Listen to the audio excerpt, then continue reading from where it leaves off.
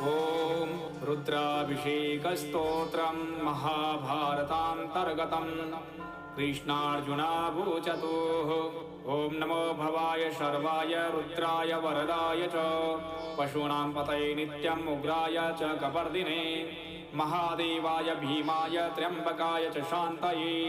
ईशानाय मखग्नाय नमोऽस्त्वन्धकघातिने कुमारगुरवे तुभ्यं नीलग्रीवाय वेधसे पिनाकिने हविष्याय सत्याय विभवे सदा विलोहिताय धूम्राय व्याघायानपराजिते नित्यं नीलशिखण्डाय शूलिने दिव्यचक्षुषे होत्रे पोत्रे त्रिनेत्राय व्याधाय वसुरेतसे अचिन्त्यायाम्बिका भर्त्रे सर्वदेवस्तुताय च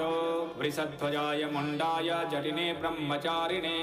तप्यमानाय सलिले ब्रह्मण्यायाजिताय च